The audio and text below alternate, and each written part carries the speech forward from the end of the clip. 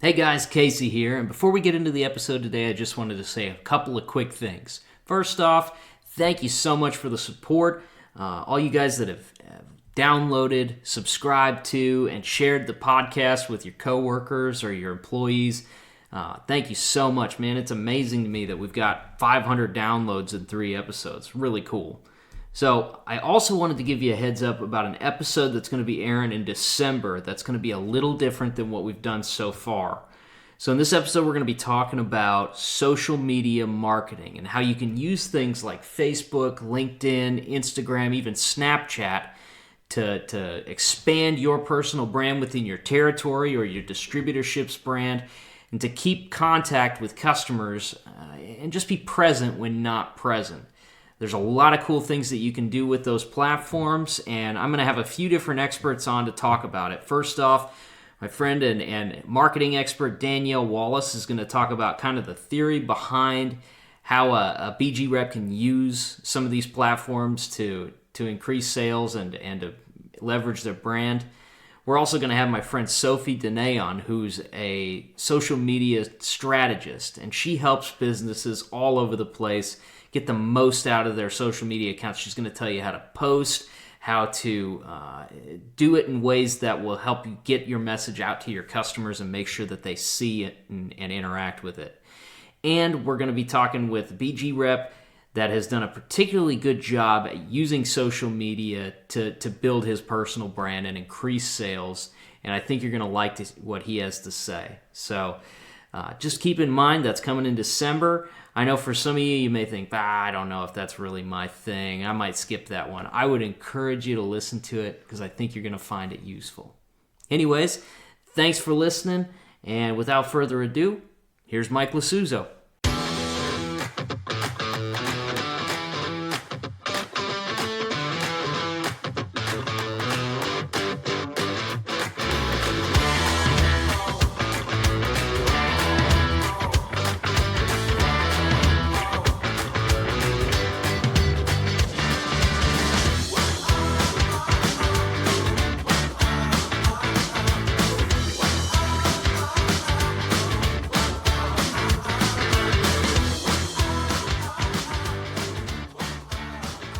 Hello and welcome to Smoke and Burn. I'm Casey Gresseth, and today joining me is Managing Partner for BG Services Arkansas, Mike Lasuzzo.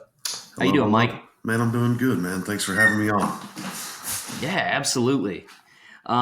So Mike's had a busy couple of months here, a busy year really. But Mike, maybe you can kind of give us some context here as to where your career has gone in the past year or so here with the changes down there. Yeah, I mean, I think a lot of it, kind of start maybe on how I got into the business even, and then kind of progressively where I am today. So I graduated college with a lovely marketing degree, which made no sense after I got out. And I was looking for something to sell. And so I ended up getting into actually sold pest control for about 8 months, which was terrible. Not much fun. No, I was a commercial representative, and it was just some of the stuff I've seen in life and in restaurants. It just makes you not want to go out to eat. Good God. So I had a family friend that was working for a company named Dynatron Software that basically did very detailed reporting, some electronic menus, and electronic multi-point inspection. So I landed a job there basically working on opcodes, building opcodes. Like I was call it a data analyst, if you will, but I was just very, very low of the bottom of the barrel guy. And then over 5.5 years, built my way up to being a regional sales manager / trainer, field trainer. So I would fly all around the country, work with different dealerships, all the way from LA to Jersey, really. I would work with different dealerships and BG distributorships on, working on processes. So making sure techs are doing multi-points right, in the correct way, and then also working with an electronic menu process that honestly, gets the guys to, just to create a habit to present that to every customer every time. So very process driven. Um, I was traveling a ton. I was usually leaving on Sunday nights and coming back home on Friday. Uh, Pretty much missed like I've the been, first 2 or 3 years of my son's life, which was not fun. oof. Uh, Yeah, I've been there and done that, but I didn't have kids. I can't imagine like oh, it's tough. having a family. Yeah, it was so tough, man. I was actually out in Missouri on a call, and I was riding with Don Sufco. Um, and I was like, dude, I'm done with this. He's like, man, why don't you go work for Carolina or something? Here, a few months went by, or a month went by, and him and Bradley called me and said, hey, what do you think about Central Missouri and Columbia? And, you know, at first I really didn't believe them. And then a few months later, after we talked a few times, I was in a moving truck on my way to Columbia to sell BG. Man, Um, so it was an interesting experience because the territory that I was taking over was already established. I mean, the guys were, they were drinking the Kool-Aid on the BG. They just needed someone to drive them a little bit, if that makes sense. I'm sure a lot of these guys listening can relate to that. right. It wasn't a full control out delete, starting from nothing sort of situation. Totally, yeah. And I think when I took that territory over, we were doing about 680, and I believe it was around 1.2 there in 2 years. So we Man. almost doubled it, which is awesome. I mean, it's obviously the support. So to backtrack a little bit, whenever I was so back in the day, we didn't have like training or launch programs like we do today, like with new people. I was with Don for 2 days, and he was like, "Good luck, bud," and then just drove back to St. Louis. Uh, and I remember the first day I rode with him. I said, "Man, my goal is not to be in Columbia, Missouri, the rest of my life. I want to own a distributorship or part of one with you guys one day." And honestly, it felt like in my mind I was thinking 5 to 6 years, and in 3.5 years, Arkansas became available, and they gave me a chance. So, I mean, which is crazy. I mean, everything happened so fast. Put me closer to home. I'm from Dallas, Texas originally, so get to see my parents and Yeah, sisters. it's not a horrible drive to Dallas from Yeah, there. no, it's not bad at all. And so, the excitement and the thrill of having this opportunity to jump into Arkansas, man, I was all in. The guys will, Don and Bradley. It's funny, my last month in Missouri, the territory, just the dealer side, because we had split it up since then. We split it up into dealers and independents versus just my whole territory. The dealer side did like 90 grand the last month I was there, shockingly, because that was like my last good commission check before I took on a business. Um, Found all the empty space underneath the stairs in the parts department. yeah, the guy, I mean, honestly, I didn't stack the shelves, but that's what they think. So we'll let them believe it. Right. Um, so it was so I'm used to, so I didn't know anything about BG when I took over Columbia, but I knew a lot about the dealership business, which helped me. And that's how I've really driven my career. And we'll get into a lot of that in a little while. Um, but moving to Arkansas, I had this thought of this is what BG is, around the country, right? Because in Columbia, um, we had guys, like I told you before, guys were drinking the Kool-Aid. They were all in. You just needed someone to push them a little bit and create some excitement. Um, whenever I rolled into Arkansas, it's kind of like it's split up into two different states, honestly. So like Northwest Arkansas, everyone was drinking the Kool-Aid. They just needed a little love. They just hadn't been seen frequently. And then the more you got down south was the opposite. We were showing up, but it wasn't really like, BG is the greatest thing in the world. And so Yeah, and it's that's like two different states is putting it lightly. Like the difference between Northwest Arkansas and Southern Arkansas, just in terms of culture, is a shock. completely different, man. Completely different. But, so when we started out here, it was myself and there was one other gentleman down in Central Arkansas.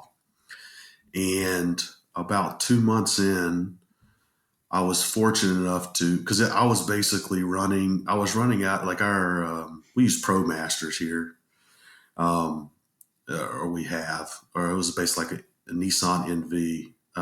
We normally use those, but it was getting shelved up for me. So for like a month and a half, I was running out of like a traditional, like an Ecoline van, basically, where you can't Right. stand up, and I didn't know where I was going, man. I mean, I didn't even know where places were. And so I was doing that for the first 2 months, basically up here essentially by myself. And it was just absolute craziness. That's an understatement. You know what I mean? Yeah, I mean, Um, speaking for corporate, our guys spent a lot of time scattered down there, in the past few years here. And man, I think we all kind of had an idea of what you were getting into when you started down there, but um, yeah, it's a shock. I feel like Arkansas is a state. I don't know. Maybe you have the same perception, maybe not, but I feel like people who have not been to Arkansas or are not from like this immediate part of the country, like they just see it as a blank spot on the map. Like they don't even know what's there, and it's actually a pretty awesome place. It's kind of like almost like Appalachian territory, like Tennessee and stuff. It's beautiful in oh yeah, especially Northwest. yeah, Um, dude, 100%. I mean, so we're at the foothills of the Ozarks, right? And I mean, I live in Bentonville, and I mean, it is absolutely beautiful. I mean, you can go to Eureka Springs, you can go to Bella Vista. I haven't Um, been to Eureka Springs yet, but I heard it's pretty awesome. Oh man, it's epic. It's such a beautiful place. And then you like as you drive down south, you're going through these beautiful mountains. Um, and then you get to Little Rock, and it's a little more flat. It's still mountainous a little bit, but but yeah, it's absolutely gorgeous. I don't think people. I certainly didn't until I moved here. The sheer beauty of what Arkansas has available to them. So Yeah, it's a cool um, place. it really is. We love it. We've been here for a year and a half, and it's absolutely amazing. Um, so we, thankful that I have business partners in Don and Bradley. Yeah, the guys gave me a chance and I worked for it and I earned the opportunity. But I mean, these guys really had, they won't tell you, but I feel like they perfected that delivery process with, so basically the way we have it set up is we've got what we call a route salesman that'll deliver product, and then that's basically our reactive, right? Very important, very professional, stocks the shelves, pays the tech spiffs, fixes equipment. Crucial. It's basically the bloodline, in my opinion, to our business. And then I have territory managers that are, well, 75% of the time are proactive, right? So working drives all day, doing training, things like that. Um, and so we grew from myself and one other guy. Now we have seven, eight, including myself in Arkansas, um, which is just incredible in a year and a half to have the opportunity to grow that fast. But because of that model, I feel like it's significantly helped That's allowed us awesome. to grow so fast, if that makes sense. So kind of on that note, I feel like the hiring process has got to be kind of different down there than it is here because I mean you're not looking for the same type of people over and over. That's kind of the archetypal BG model is find a guy that can do everything in a given Right. geographical area. Whereas you're looking for a good, sturdy, reliable guy to take care of your product stuff and all the nuts and bolts of the business, and then you can hire really like a sales stud for the territory manager. I mean, is that Yeah. accurate to say? Yeah, that's very accurate. It's still difficult, as we all know, to find the right guy. But yeah, I mean, generally, we're going to be looking for a guy that's, it's an entry level sales position.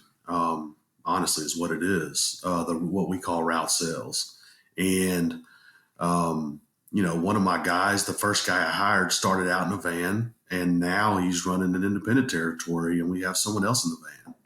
Oh, so And that's cool. So you're kind of like it's almost like an apprenticeship. exactly, it's kind of like earning your stripes, if you will. I don't. I don't know if that makes sense or proper, Oh, but it makes a ton. I think that's a great idea. no, I mean, it gets the guy because I mean, you look around the country. We've all met all these very successful BG guys, and most of those guys have a guy that delivers stuff for them. You know what I mean?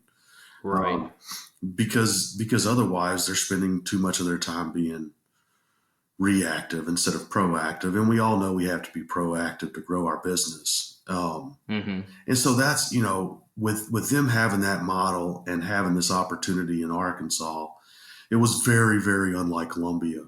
Like I had mentioned earlier, we basically were it was like a clean slate. We just had to completely rebuild the brand of BG and the value that we brought to the table. Honestly, um, and that's the fun part, right? Because then you work on one by one, and then before you know it, you got this 6 dealer group that's with you now, and they're humming on all cylinders. Right. Um, but once you have an action plan or a game plan in place, someone told me when I first started, it's BG, what we call a territory manager, is kind of like spinning plates. You start off on the very first one, and now you're at the 10th customer or whatever you want to say, but you got to go back and spin that first plate or the plate's going to fall. Right. And it's just an ever revolving, constant process where you got to keep the plate spinning. And so the way that we're set up, the way both of our, Arkansas and Missouri is set up is it's set our guys up, our territory managers for 100% success. I'm not saying it works every time.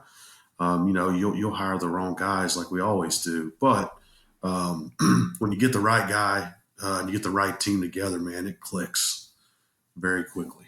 That's awesome. So you went down there with just yourself and one other guy who was a employee of the former regime, right? Correct. What's your team look like now? How many people you got? So we have a total of 7. So down in Little Rock right now, I've got a territory manager. So my proactive guy. I've got what we call route sales. And then I have a product specialist. Basically what his job is to do every day is just train. So he's working in the shops mostly. He's working on equipment, burning test tubes, getting guys really excited. So while he's doing that, my territory manager is on the drive, working with advisors on selling services so he can perform with the techs. And then in Fort Smith, we've got one guy that actually does a dual role. So he's running the van and he's doing proactive activity. And then in Northwest, I've got an independent territory manager. I've got a dealer guy, and then I've got a route salesman in Northwest Arkansas. So we have 7 guys in a year and a half, basically, is what we've added to the team, essentially.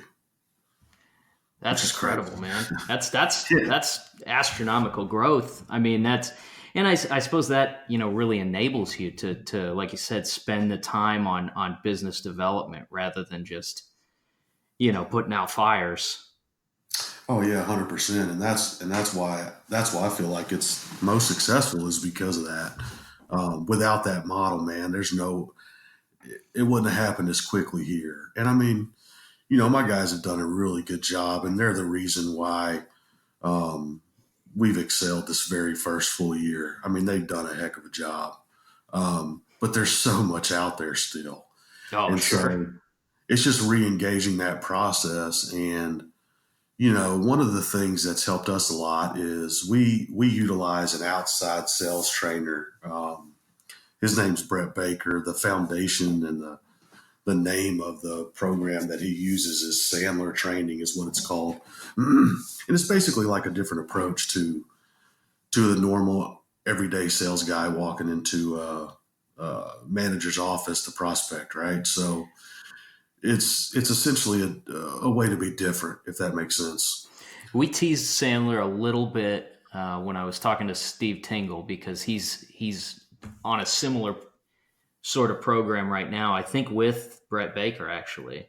Yeah, he is. Yeah, So yeah, yeah. it's So I see a lot of distributors utilizing Sandler and especially Brett at the moment here. no, yeah, it's a total game changer. I mean, we could literally spend 2 hours and I could give you all these great nuggets, but One of the biggest things that I think that has changed my game in the past year is one of these, I don't know, one of these chapters. I don't know what you want to call it. One of the foundations that he teaches. It's called the attitude or the behavior triangle. So bear with me for a second while I kind of explain this, and you can tell me, dude, you're not making sense. So if you take a piece of paper and you draw down a triangle, the bottom left corner is a B, the top of it is an A, and then the bottom right is a T. So the BAT triangle or behavior triangle. And I'm going to explain each section of that, and then I'll kind of talk about how I've influenced my team and in the field. So the way this works, the A at the top stands for attitude. And so we believe and we're taught in this training that nothing is going to happen until you have the right attitude. So even if you're presenting the menu and your technique is perfect, but you're rude as hell to the customer, you're not going to get anywhere. Same thing with a BG salesman. If their attitude is very poor and they go into an account, they feel that and they're not going to buy from them. So it starts with attitude. So whatever's going on in the world today, you look yourself in the mirror when you wake up and you say, today I'm going to make it a great day. So it starts there. Does that make sense? Right. Kind of controlling your outlook when you're walking into a shop. Yeah, I mean, just in general, just your day. I mean, you got to have a good attitude, or you're not going to get far in this world. Not only in BG, but home life, whatever the case is, you got to have a good attitude. So then we Absolutely. go over to the left corner, bottom left, and that's a B. So that stands for behavior. So behavior could be presenting a menu, doing a walk around, doing a multi-point, or from a BG perspective, presenting revenue reports, having management meetings, doing advisor training. So the behaviors that we know will get us to the actual result, if you will. So one of the biggest things that he teaches us is everyone that does any kind of selling or behaviors, let's say, they're constantly worried about the result. So we try to block out having an answer to the result and just worry about the behavior. So let me explain that a little bit. So on the behavior side, on the behavior side of the triangle, we've started doing contests and things like that with advisors. And it's like traditionally, BG guys will go in and say, hey, if you sell 15 EPR kits, we'll give you a $50 gift card, let's say, for example, right? So what we've tried to get them to do is say, if you present the menu 50% of the time, we'll give you a $50 gift card. Does that make Okay. sense? That makes, yes. Okay. It's coming together now. So we're working on the behavior, if that makes sense. So we're working on the behavior versus the result. We've got to get them to do the behavior first, or the results aren't going to matter, if that makes sense. Absolutely. And, I think you see that play out in shops over and over again. I mean, take, for instance, every one of us has had a store where there's two crusty advisors that really don't do a whole lot of selling. All of a sudden they hire some new kid with no experience. He doesn't know what he's doing. He's not polished. He doesn't really have the product knowledge, but he's presenting the menu because if there's one thing that he can do correctly, it's put a menu in front of the customer, right? And Exactly. he sells those people under the table. Exactly. Exactly. So that's the behavior part. And the last piece is T for technique. Now, let's say I'm going to coach an advisor on this. So we got to have the right attitude. Before I can coach him on technique, he needs to be able to do the actual behavior, present the menu, ask the question. Once his attitude's good, the behavior's good, then if he's still not getting the results, then it's a technique problem. Does that make sense? And then we can take back and really work on, hey, this is how we present EPR on the drive. That makes a ton of sense. Okay, so looking at an account that you're trying to, maybe you inherited it or maybe it's new. First and foremost, you're trying to get everybody to buy into the BG, to BG as a whole, right? everybody to have the attitude that like this is good for us, it's good for the customer, it's good for the shop. This is a good thing. Then you Right. focus on the nuts and bolts of process, right? Hmm. Behaviorally, you want them to present a menu. You want them to do a rim presentation with the multi-point, whatever it is. Right. And then at that point, they're going to reach some level of success just by having the right attitude, behaving in the proper way. From there, you fine tune it on the technique side to just make them that much better at what they're already doing. Yeah, you explained it probably better than me. I just get so excited about it, man. But no, you're exactly right. I'm so passionate about that because it's honestly changed the way my guys have responded in the field. And then advisors, once they taught this and understand that it's not about the result, I just got to have a good attitude and do the behavior. The technique will just add the sprinkles on top of the ice cream. You know what I mean? And Right. so and so that's where it's really taken it over. And so, your question you asked me about going in, taking over account, and about process and stuff. So one of the big things, again, I feel like I'm a commercial now, but one of the big things is how we dig into pain and asking the pain questions whenever we're in front of an account. And so honestly, like when we took over Arkansas, what I did a lot of in the beginning to see where I needed to spend my time is to figure out whenever I showed these different managers, general manager owners, these revenue reports and the missed opportunity, who got the most excited about it and wanted to come up with an action plan.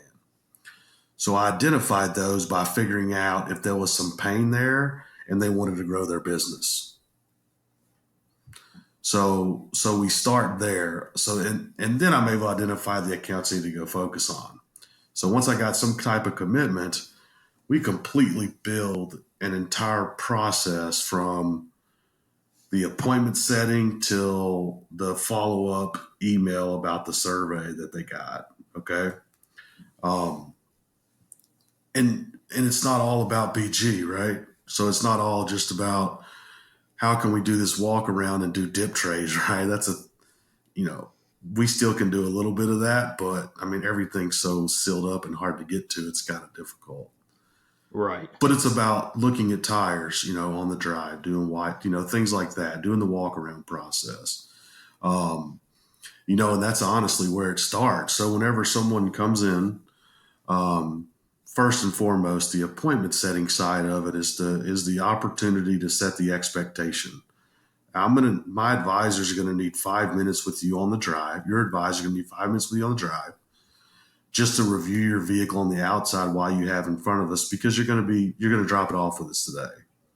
And so you got to set the expectation up front or you've already failed, because people are ready to get out of there, right? We're always running around. Oh, I got to Sure. be here in 5 minutes. So it starts there. Then the advisor walks out and does the walk around process. We're checking tires, wipers, lights, very basic, looking for damage on the outside of the vehicle. I can't tell you how many advisors have switched to this process. And, some guys will say, well, that's easy at a dealership. Well, it's really easy at an independent garage, too. You just got to walk out the door.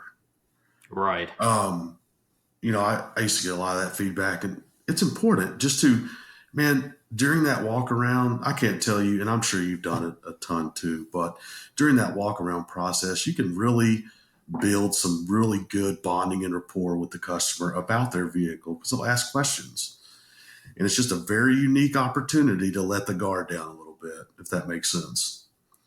Yeah, 100%. I think that's I don't know if you ever listened to like Chris Collins much, Mhm. but that's exactly how he's described like that initial greeting with the customer is all about, getting them to loosen up, establishing some rapport. You're building a relationship so that when it does come time to sell something, it's a soft sale. I mean that we've built to that point. Absolutely. And so from there, we obviously address, hey, what did you come in for? We address their initial service concerns first, every time. And then we recommend maintenance, right? Based on time and mileage. And then from how we do that is is the key to the success in a lot of this upfront selling stuff. So let's say you're a customer, you come in, we do the walk around, we're going back to my desk to get your RO written up. And I say, hey, Casey, would you be interested in seeing what the manufacturer says your vehicle is due for today? And I mean, I don't know how many people will say, no, I don't want to know that. I've had no one ever tell me no. Right. So then we pull out a dealer recommended menu with manufacturer recommendations on it, you know? And so that's our first touch point, right? So we like you had mentioned earlier, softening that sell a little bit. That's you give the customer the power to tell you no. They tell you yes, you got to show them, right? So Right. so we show them the menu, we present it, we sell it, we don't, doesn't matter, right? Because we're not concerned about results. And then the next step in that process, which advisors fail, I feel like every day, is the status call.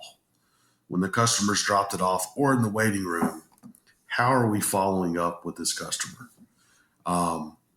And I feel like it's a timer thing. So what I would tell my advisors to do is, they've got their emails up all day. And so what I would tell them to do is put like a calendar invite to themselves on, 10, 12, 2, and 4. Hey, call Miss Jones, and just update it all day so it pops up over their screen so they remember to call Miss Jones about her vehicle. We have to keep them in the loop. And then, presenting the inspection. So during that initial write-up, after we present the menu, we have to educate the customer about the menu or about the inspection. Again, another side that I think we blow past. Yeah, we're going to do an oil change rotate. We're going to do that EP, engine performance restoration service. And my guy's going to do a multi-point. I'll get back to you on it, right? That's pretty average talking point on a drive today. Sure. And so what I try to get the guys to do is simply say, go a little more detail to it. So when we have your vehicle back there to do the engine performance restoration, my guy's going to do a very quality multi-point. He's going to check the quality of your fluids. He's going to check all your safety items like your tires, brakes, batteries, and wipers, and any other things, any other repaired things on the undercarriage. Is it okay once I get those results from my technicians if I present them to you? So again, we're giving them the option to say, no, I don't want to know anything about it. It lessens that fear whenever we have a laundry list and they've given us the right to ask them when we walk into the waiting room. So it's probably for everybody involved, right? Absolutely. I mean, your advisor is less stressed about it because they have permission from the customer Correct. to tell them what their vehicle needs. The customer has an accurate understanding of what that recommendation is going to look like, is what it's going to be based on. I think a lot of this, like everything you're saying, to me, it sounds like a lot of your training here is focused on building value in the multi-point before we ever try to sell anything with it. 100% correct. And so I can't tell you how many times I've been on a drive and I followed that process. Like sometimes I'll work drives. I'll grab one of their polos, like a dealership or independent garage polo, like I'm the new guy. And I'll actually be training the advisor, if that makes sense. So I just kind of act like I'm the new guy and I'm just going through the processes. And so anytime I've ever said, Miss Jones went through the spiel on the multi-point, is it okay if I give these results to you or present these to you once I get them back? And every time I've presented something when there was something to sell, the customer always said yes. 100% of the time. Now I didn't sell the whole thing, but I would sell something on the multi-point. And I didn't have to sell them. You just go through the party, right? Hey, this is what you came in for. My technician says, all these things look good, but it looks like X and Y really need to be addressed today, and Z can wait till next time. And then, hey, well, let's go ahead and take care of X, not Y today, whatever, or let's do X, Y, and Z. And that's the thing is when an advisor hangs everything on the result and not just doing the behavior, that's when they get nervous and they're expecting a yes. So we try to bring that wall down, make the customer feel like they're good, make us feel like, hey, it doesn't matter. They said they wanted to see it, so I have to show it to them. Everybody's in a more calm woosah state, if you will. Man, I love that perspective on it. It Yeah. makes a ton of sense, And I mean, all of us that have done a lot of advisor training, I mean, menus, for instance, uh, when I'm training menus, generally my focus has always been on getting the yes, trying to make sure that something is on that ticket when it heads back to the shop, and it only takes three or four strikeouts for an advisor, especially for the day, but sometimes even for the week to go, I'm not putting myself through this anymore. Right. It's just it the process that you sold them on is just not what you made it out to be. Yeah. You know, Yeah, exactly. And that's where you gotta have them to believe that the behavior is more important than the result. Because if you have them believing, which I believe, it's not like I'm lying to them. I believe that you do the behavior enough, the results will be there. I mean, I want to say, don't quote me on this. Let's hope we have no like NADA guys listen to this. But at one point in the time, if we present to the customers 100% of the time a menu up front, 40% of the time the customer will buy something from that menu. 40% of the time. Now, to the BG guys, listen to this. I mean, if you could get your customers to a 40% penetration, you'd probably be pretty happy. we're Uh, dancing. or maybe. Yeah, we're probably on tables at that point with some whiskey. Or maybe that was last night. I'm confused. Sorry. No, just kidding. Um, but again, it's driving that behavior. It's really driving them to just do that process. It's not aggressive, man. I mean, we've seen each other. We've been around. We've never been out in the field together. But I am the opposite of aggressive. I'm just like, hey, what's going on, man? Let's talk about it, and let's figure out how I can help you grow your business. And I feel like that's a lot of because I don't weigh everything on the result. I'm just doing what I know works. Simple as that. So It's definitely disarming, I think, to come at it from that perspective. totally Um, is. what they hate is being hammered on. If if you don't do this, something, whatever negative result, the stick instead of the carrot. But if you, I think if you sit and you think about your programs and your dealerships right now, and I can think of quite a few right now where Right. we've built menus, we've done training, we've done the smoke and burns and all that kind of stuff, and it's still just not moving like we want it to. What it comes down to is that the advisors haven't bought into the process. It's that, or it's the lack of accountability from the service manager, upper management.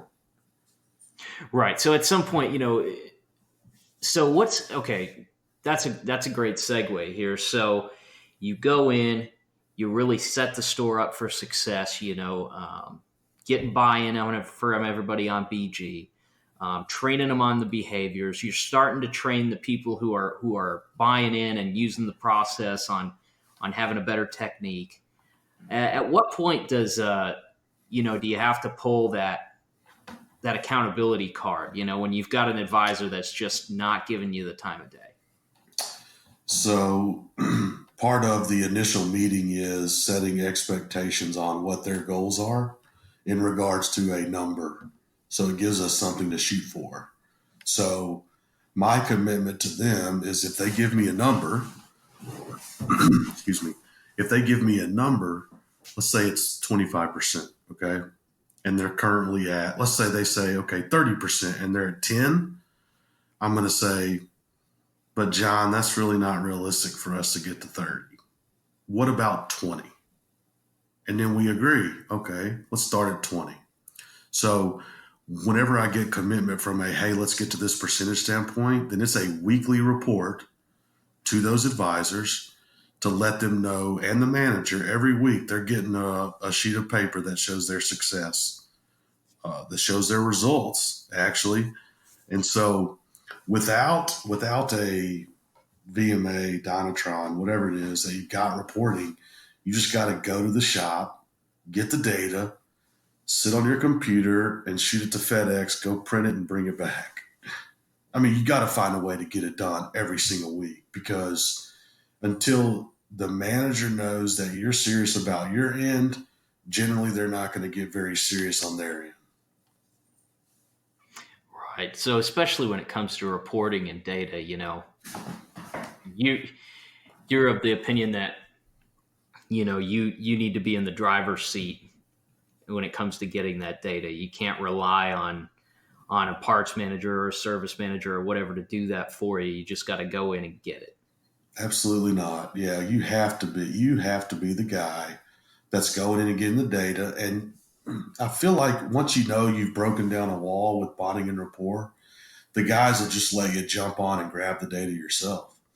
So some advice to the guys listening, if they want to learn how to get the data, right? Because that's always a struggle. There's three or four main ones, and then there's a few other ones. So what we've started doing is actually having the manager or whoever pull a report. Let's say we're in Reynolds, right? Um, so we actually record the manager doing it so we could go watch it, and then the next week we go in and watch our recording and pull the data.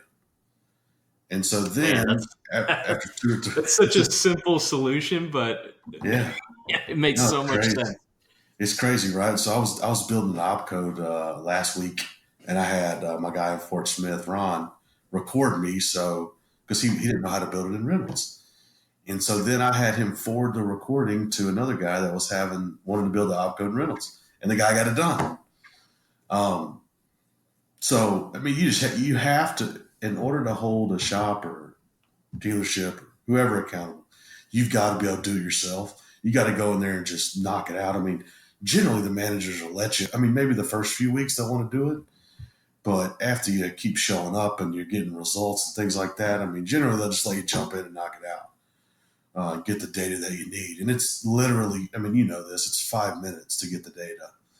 Um, Especially if you have like an AutoSoft guy. That's my favorite one because it's so point and click easy. I've heard that, yeah. But Automate, not so much.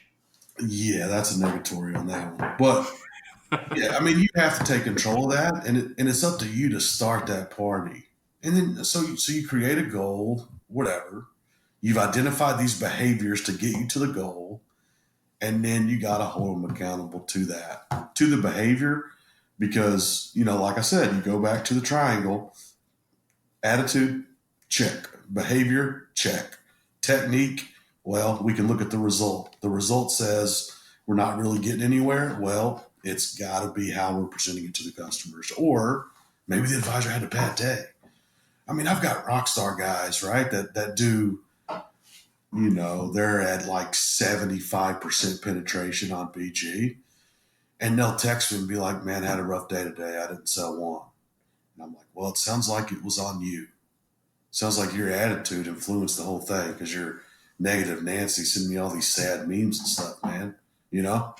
So let's get over the crying emojis and let's button it up. Let's go to the mirror and say we're cool and we're a good person, and let's go do the behavior. So and that's so from an accountability standpoint, I feel like we need to be the ones that lead that. We need to show them that we're serious about what we both agreed on, and then we need to hold them accountable to it. Hey, we agreed that we're going to meet every week for at least 15 minutes on Fridays at 10 o'clock, whatever it is.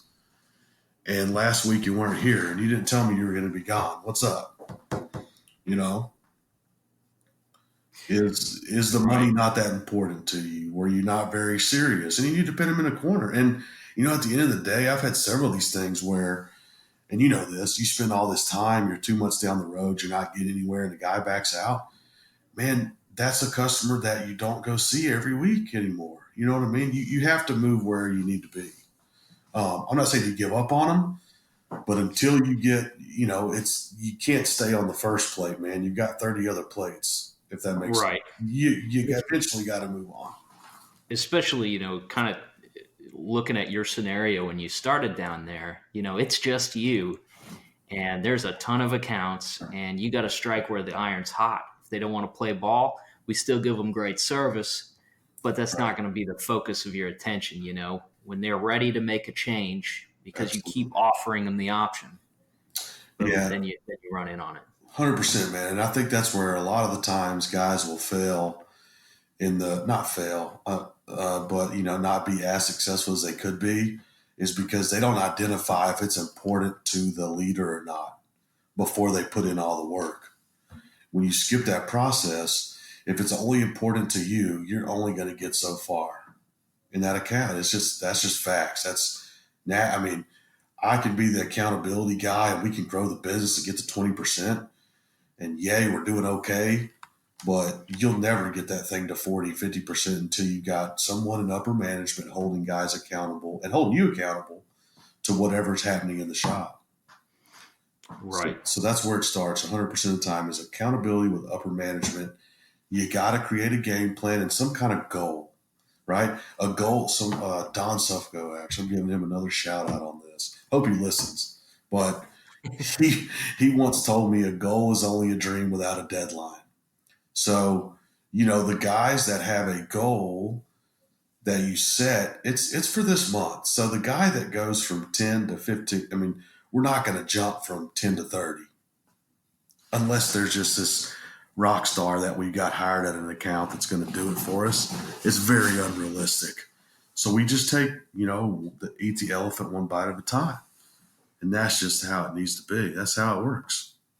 Well, and earlier, when you were talking about that, you get into conversations with a manager, you talk about penetration and stuff, and he goes, well, 40% is our goal. 40% is our goal. And this is a store that's doing 15 right now. Right. It sounds like to me like you'll reality check them and bring them back down to something attainable. Because I mean, if you miss the goal more than a couple of months in a row, you're going to start to lose faith in your ability to hit that goal. I would imagine, right? Exactly. And so, yeah, and that's another thing that is so crucial because so think about this so for me, from personal experience. So when I went into Columbia and I would have these meetings with guys because they told me that's what I should do. I didn't really know how I was doing it. I mean, literally, they just kicked me out and said, good luck. So guys would say, well, my goal's 40%. And I would literally do the Chris Farley, man. Okie dokie. And I'd be so excited. You know what I mean? Like, these guys are going to get to 40%. They're at 5, They right? did it. I'm like so excited, man. I put in all this energy.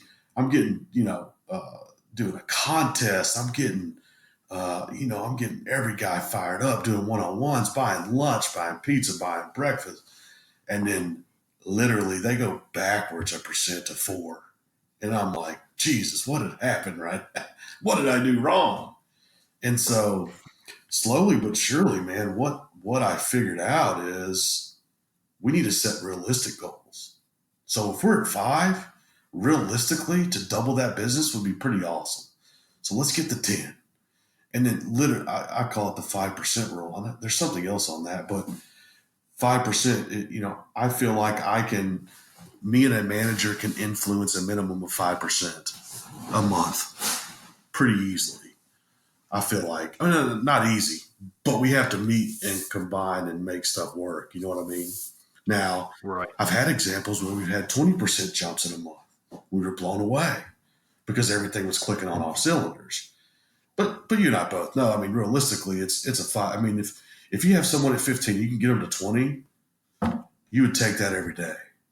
That's a great month. Yeah, absolutely. And then next month we can get them to 22 and a half or 25 or whatever.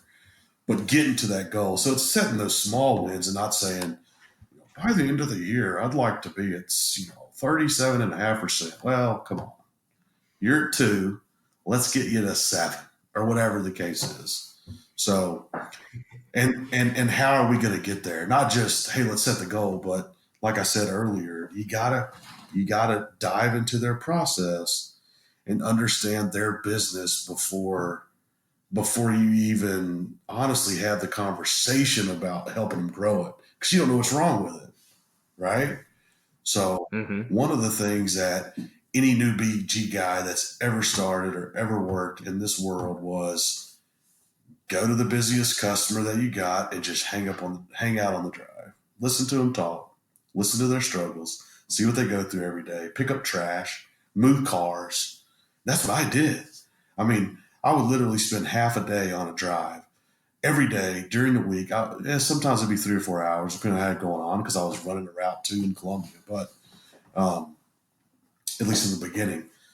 But I mean, I would literally spend half a day, 2 to 3 hours, depending on a drive, almost every day of the week. And that helped me really understand how I could help them. So now when me and this manager sit down for a game plan, I'm like, man, the miscommunication between your techs and your advisors and how things just don't get done because we don't communicate back quickly.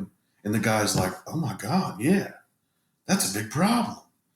So now you're not just a BG guy slinging juice. You're an actual trusted advisor and you're there to help them. You know what I mean? So, Absolutely. so that's critical. Anyone new to the business or new to the world that's starting out with BG, I mean, I think that's the absolute first step is just understanding what's happening in this world. So you're obviously, you're cold calling, you're picking up new accounts down there and stuff. Mm-hmm. Launching a new account. I mean, a lot of what we're talking about is about from the get go, Right. getting them off to a good start, right? Mm-hmm. So if you're looking at a store that really doesn't do a lot of maintenance business, and you finally convince them to let you come in and bring some stuff in. What do you have like a starting goal that you start? I mean, do you bring in a full program, fuel, trans, coolant, brake, power steering, or do you tend to focus on limited things to start with? So to answer your question, it depends. I'm gonna be that. Sure, I'm, it's I'm gonna be that guy. situational. So if I'm winning the business from the competition and they've got a fleet of everything and they have decent sales on the stuff, then yeah, I'm gonna match that. But let's say we're Mhm. taking over an account that doesn't have anything, right?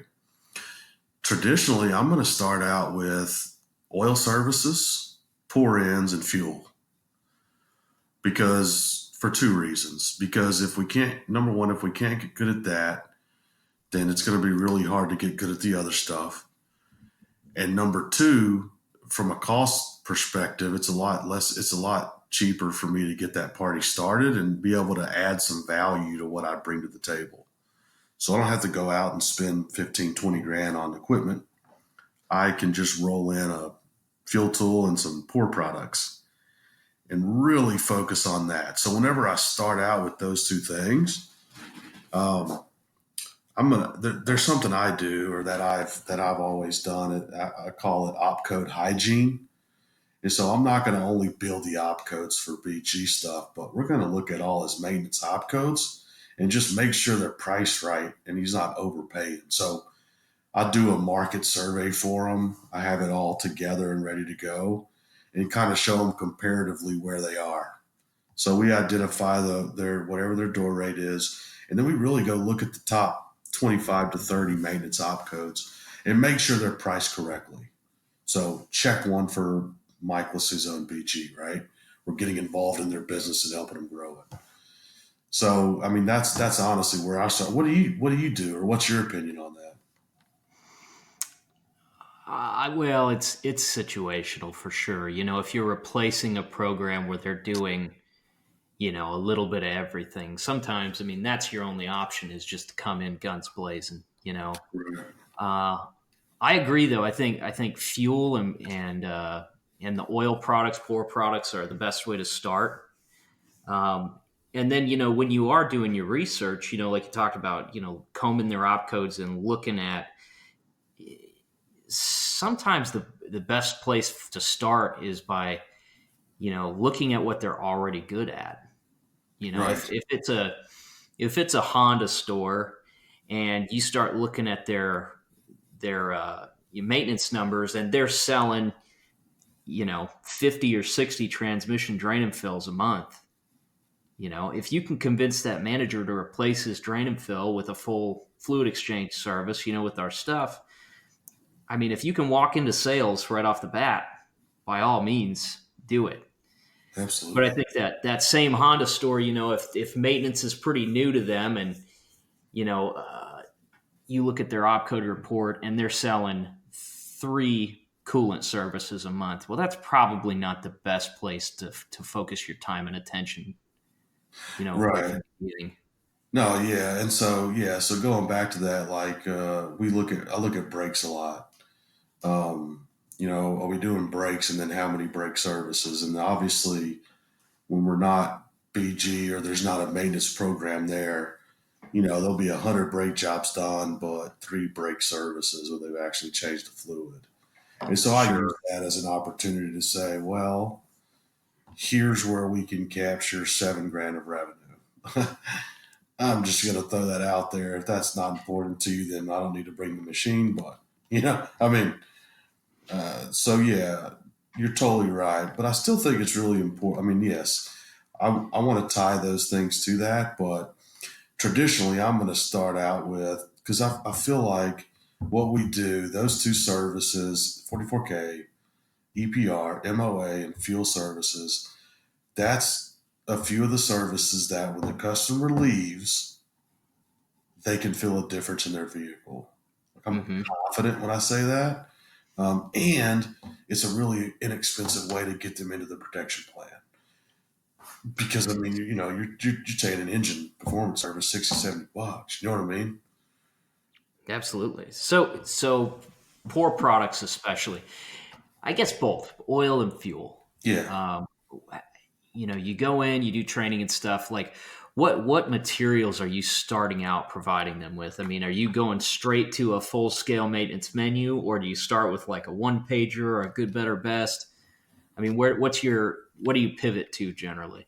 So if I'm rolling out, let's just say I'm rolling out oil and fuel, I'm gonna come up with a good, better, best type of menu, and then on the back of it's going to have something related to fuel. I'm going to give them some type of point of sale. Um, but I think one of the most important parts that, again, we skip the step, but we know it's important, is to not only hang on the bearing machine in front of each advisor, technician, do demos and training, but actually do the services on the advisor's cars. I've been preaching to my guys like how I learned how to do fuel services was I'd grab it and, hey man, can I do a fuel induction on your car? Yeah, man, go ahead. I'd pull it around back and smoke the place out, trying to figure out what I was doing. You know what I mean? So I mean, Yeah, we have to do those services to advisors, managers, everyone that wants one, honestly, because you speak from a different place whenever you've experienced it. You know what I mean? right. It personalizes what you're talking to the customer about, Yeah, and I exactly. think that's something that gets skipped over a lot because for some guys, that's the cost of those kits is coming right out of their pocket. But when you look at it from a sales perspective, you can't afford to not have buy-in from the advisors on that level. No, yeah, there's no way you can because it's just so. I mean, I'm telling you, I mean, that's how I was killing fuel in Colombia because I was doing services to anyone that I hadn't done. Hey, I'm Mike Lasuzzo with BG. When's the last time you got a fuel induction on your car? And they're like, man, it's been, I don't think ever. And I'm like, all right. So would you like me to pull that around back and knock that out while you're here? Yeah, man, if you want to, I guess. And then the next week was again the accountability.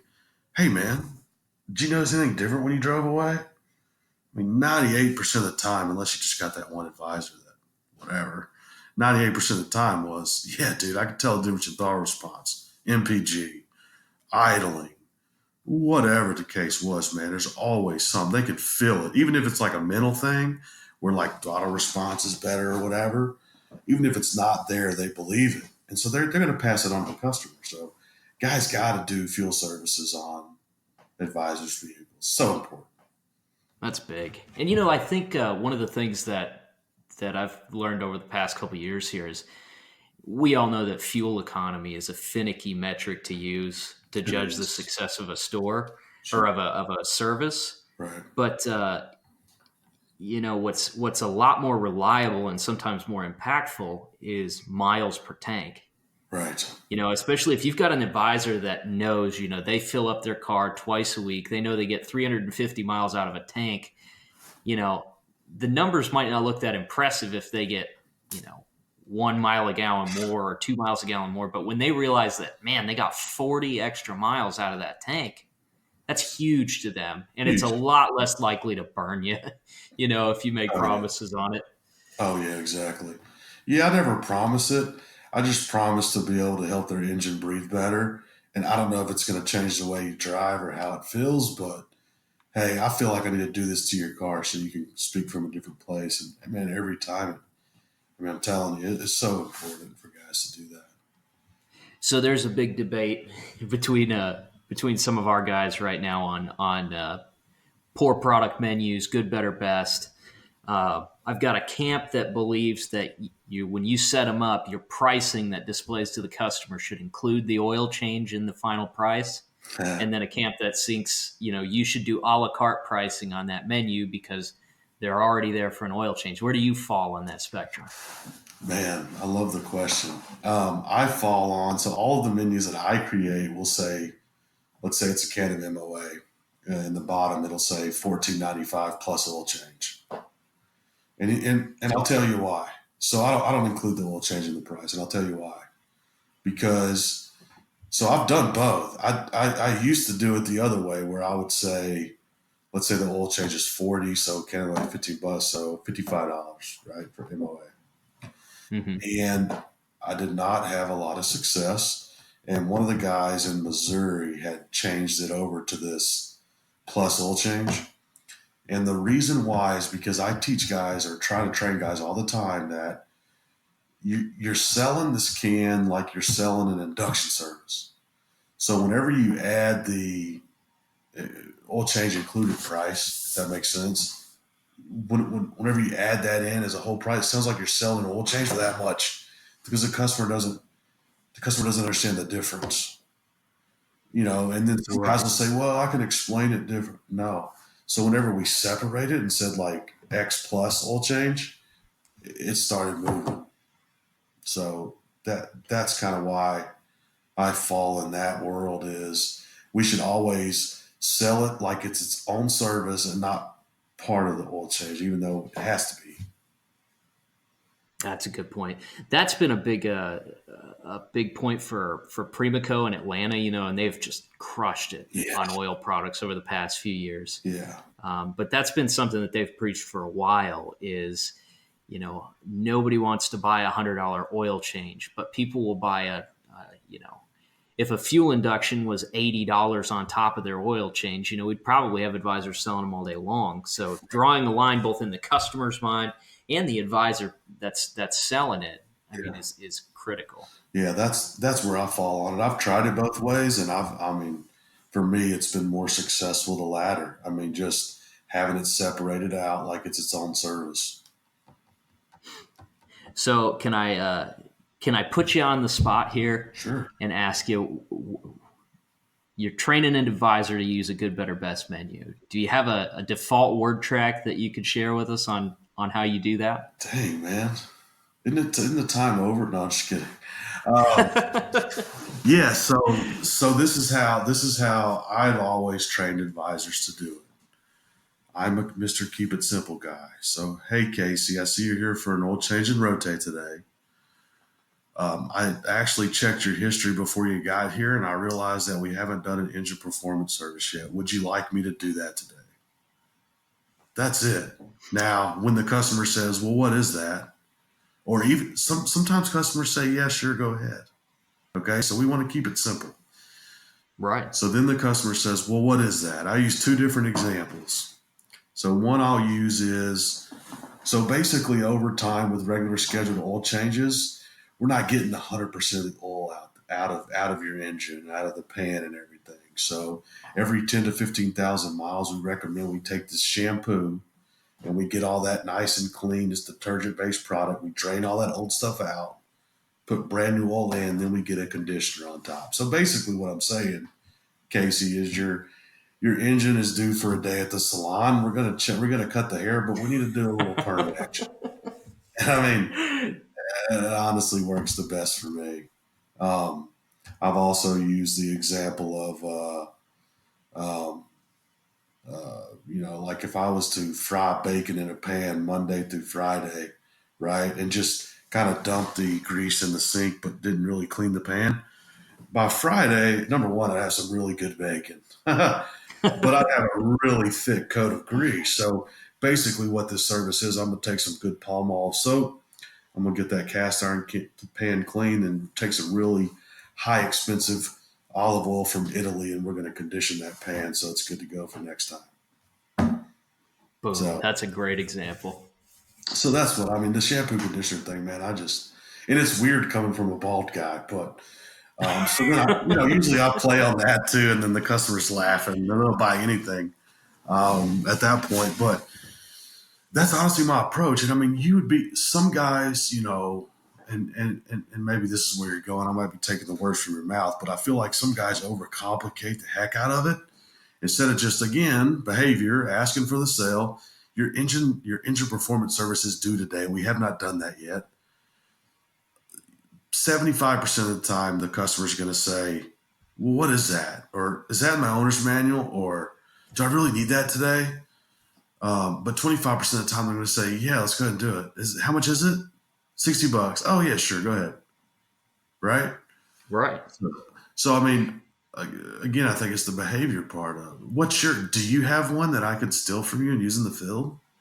I mean, do you use any good word tracks that I haven't said yet? I'm interested.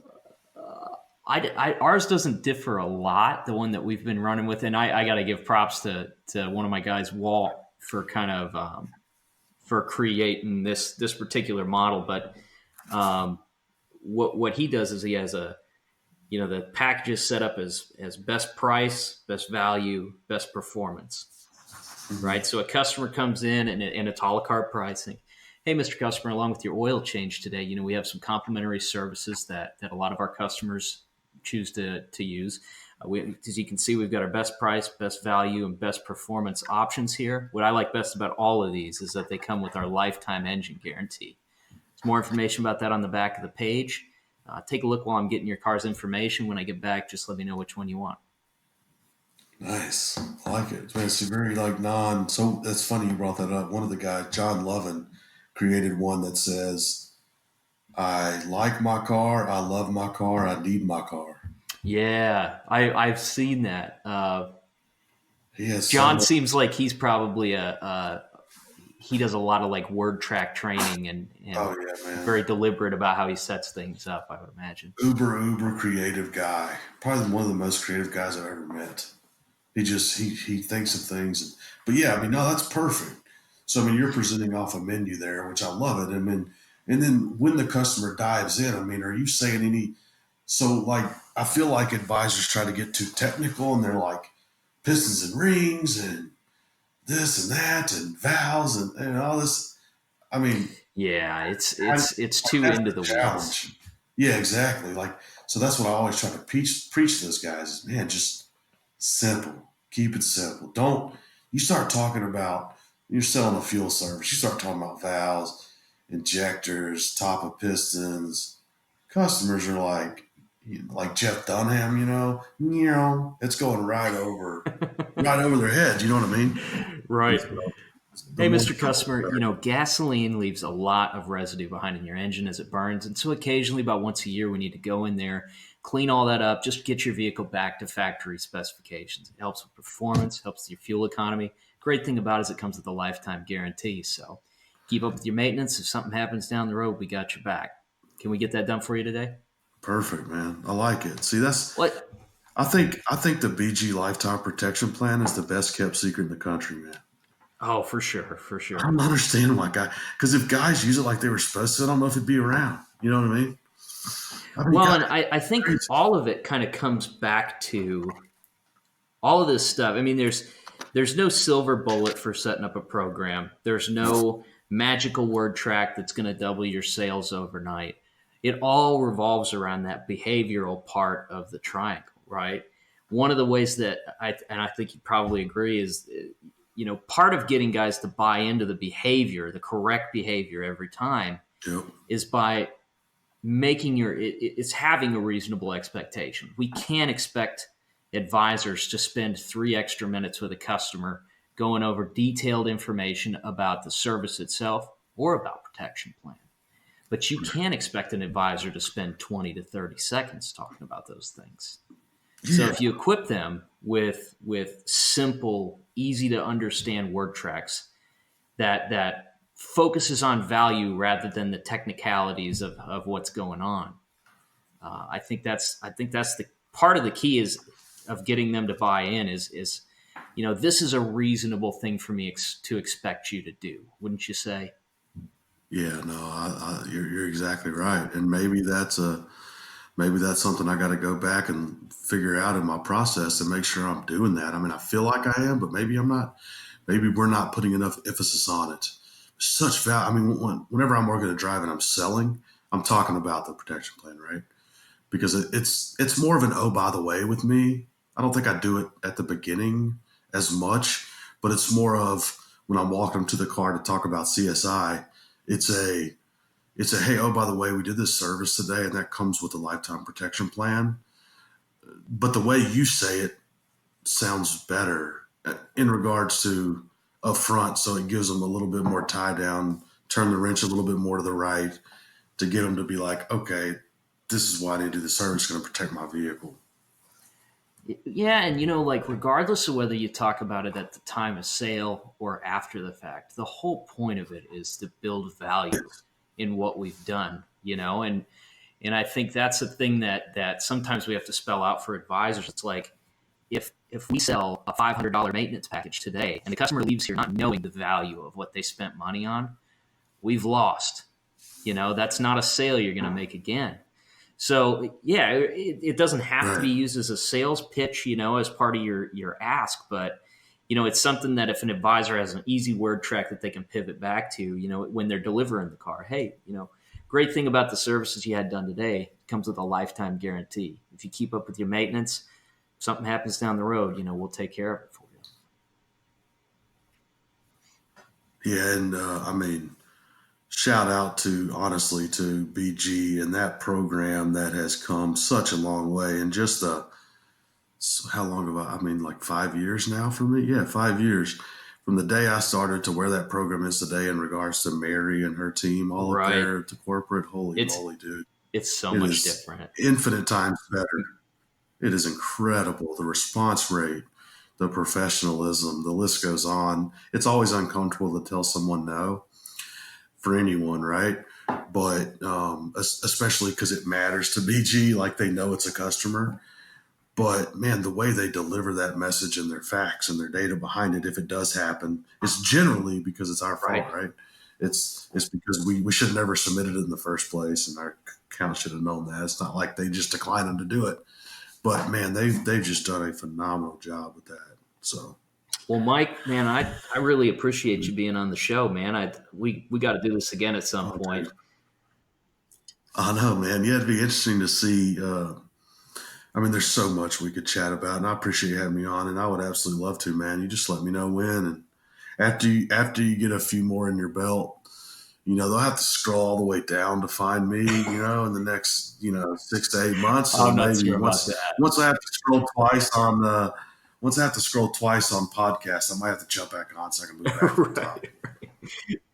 Right. Well, yeah, man. Thanks, Oh man, thanks I for appreciate all of your your time, man. your valuable input, man. That the kind of stuff that you're talking about there, especially with the behavioral triangle, I think especially at BG, we are so focused on equipping the guys with product knowledge and the basics of this is what a process at a dealership looks like. I think sometimes you know we don't get to talk a lot about the rep himself's outlook on his territory and being in control of Absolutely. his behavior and therefore being in control of his sales and where he's headed. So man, I think that was Exactly. great stuff. Yeah. Awesome, man. Well, I Yeah, appreciate and it. congratulations on distributor of the year, man. You well deserved, and we're all rooting for Oh, you. dude, it was incredible. Thanks, man. That was an awesome deal. That was the goal at the whenever I wasn't able to walk across the stage last year because Arkansas didn't hit the quota. We were only there for 3 months, but that was my goal. When I saw someone go up there for Rookie of the Year, I was like, hey, that'll be me next year. Let's get that. That was my goal. So to accomplish it, awesome. Total great job by obviously Don and Bradley and all the office sales guys. Killer year. We just got to do it again or it means nothing, right? Right? It's We got to walk across again next year for something sales is else. only as good as what you did today. So Exactly. Cool, man. Well, have a good evening, dude. We'll chat soon, all right? absolutely. See you, Mike.